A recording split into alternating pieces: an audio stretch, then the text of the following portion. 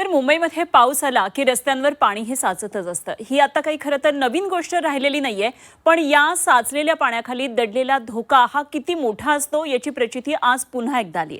महापौर रितू तावडे पाणी तुंबलेल्या भागाची पाहणी करत होत्या आणि त्यांच्या अवघ्या काही फुटांवर एक कर्मचारी अगदी उघड्या मॅनहोलमध्ये पडला आणि दुसरीकडे दादरमध्ये एक मुंबईकर तुंबलेल्या पाण्यामध्ये कोसळल्याची घटना घडली। सुदैवानं दोन्ही ठिकाणी जीवितहानी टळली, पण या घटनांनंतर प्रशासनाच्या तयारीवर आणि सुरक्षेच्या उपाययोजनांवर गंभीर प्रश्नचिन्ह उपस्थित झाले। पाहूया हा खास रिपोर्ट। तुंबलेल्या मुंबईची पाहणी करताना रितू तावडे यांच्यापासून अवघ्या 2 फुटांवर उभा असलेले महापालिका कर्मचारी मॅनहोलमध्ये पडले। पावसाळ्यात मुंबईची गटारांच्या उघड्या झाकणांचा प्रश्न अतिशय गंभीर होतो। मॅनहोलमध्ये पडून यापूर्वी अनेक जणांचा मृत्यू झालाय। यावेळी त्या अधिकाऱ्याचं दैव बलवत्तर म्हणून तिथे इतर सुरक्षा रक्षक होते। त्यांनी वेळीच त्या अधिकाऱ्याला मॅनहोलमधून बाहेर काढलं। आदित्य ठाकरेंनी यावरून महापौर रितू तावडे यांच्यावर टीकास्त्र डागलाय। पुन्हा एकदा महापौरांच्या समोरच एका मॅनहोलमध्ये आपण पाहिलं असेल, पहिल्यांदा हे चित्र पाहिलं मी की महापौर बघतायत आणि त्यांच्या समोर मॅनहोलमध्ये कोणतरी एक व्यक्ती पडलेली आहे। मुद्दा हाच येतो की मुंबईची काळजी ही कशी घ्यायची हे तर ह्याच्यावर तुम्हाला मी सांगणार नाही, कारण तुम्हाला कधी मुंबईची काळजी नव्हतीच। पण ज्या कॉन्ट्रॅक्टरबद्दल काळजी आहे, ज्या बिल्डरांबद्दल काळजी आहे, त्या कॉन्ट्रॅक्टर्सबद्दल त्यांची कामं कशी झालीत ह्याची तर काळजी घ्या। महापौर रितू तावडे मॅनहोलच्या प्रश्नावर सारवासारव करताना दिसत होत्या। मॅनहोल जिथं आहे तिथं मुंबईकरांनी चालूच नये असा सल्ला महापौरांनी सर्वसामान्यांना देऊन टाकलाय।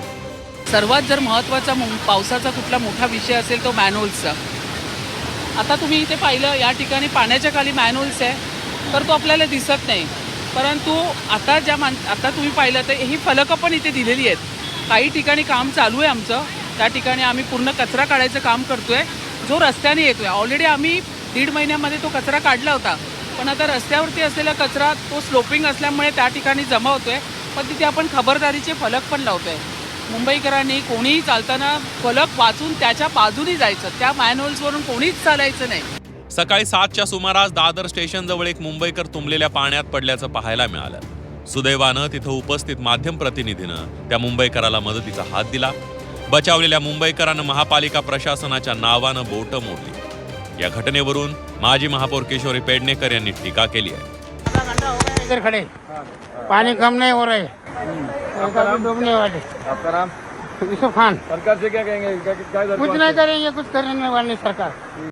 गुलाबी शर्ट घातलेलं किमान 55, 45, 50 वयाची ग्रस्त इतक्या जोरात पडले, समजा ते गटार असतं तर खालीच गेले असते, अशी यांची पोलखोल होते। माझं म्हणणं आहे, आम्ही तुमच्यावर काहीतरी निराधार आरोप करायला नाही आलोय, पण तुम्ही जे निराधार आरोप केलात त्याचा आता खंडन करताय, तेव्हा आत्ता तुम्ही सत्य परिस्थिती मांडताय, मग तेव्हा काय फक्त आरोप करण्यासाठी तुम्ही होते? मुंबई तुंबली की रस्त्यावरून कसं चालावं याचे धडे महापालिकेनं देण्याऐवजी मुंबईत पाणीच तुंबू नये यासाठी होमवर्क करावा अशी अपेक्षा सामान्य मुंबईकर व्यक्त करतायत। मनश्री पाठक, झी 24 तास, मुंबई।